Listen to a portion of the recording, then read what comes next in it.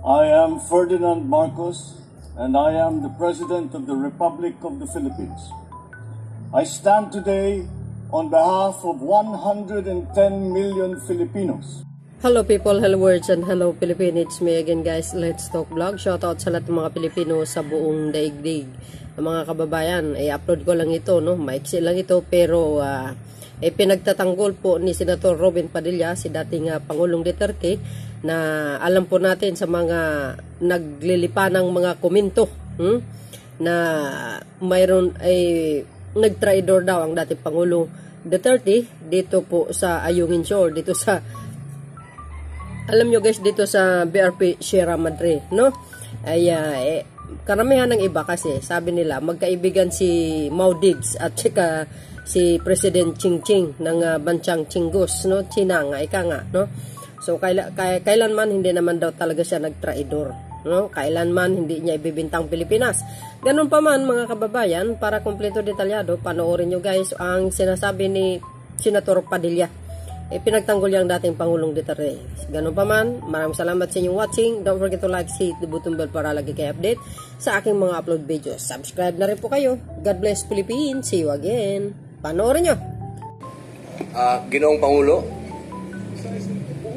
Ginoong Pangulo. Opo, kapatid, distinguished colleague, Senator Robin Hood Padilla. Maari po bang makahingi lang ng konting oras? Ako po ay nagbigay ng pugay na kay Senator Sitza Villar at kay Senator Bato de la Rosa para sa isang maiksing manifestasyon lang po. Then we have to withdraw first suspend the consideration of the measure. Is it about salt, Your Honor? Or? Hindi po. Isang maiksi lang po ito. Okay. Maybe Majority I move, Mr. President, that we suspend consideration of Senate Bill 2243 under Committee Report number 85. There have been objection to the motion. Motion is approved. And we'd like to recognize a distinguished colleague, Senator Robin Hood Padilla. Maraming salamat po. A'udhu billahi minash shaitanir rajim.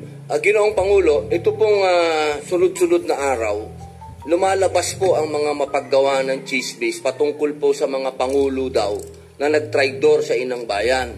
Una po dyan, gumawa po ang ating kasama na Senator Jinggoy Estrada ng pagtatanggol sa kanyang ama.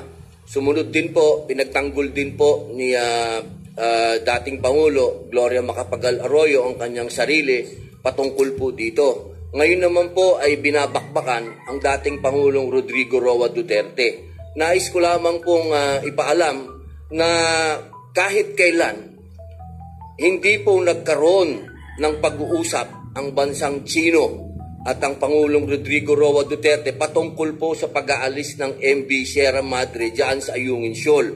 Ito po ay pinatunayan din ng ating dating kalihim na si Medialdea patungkol po rito.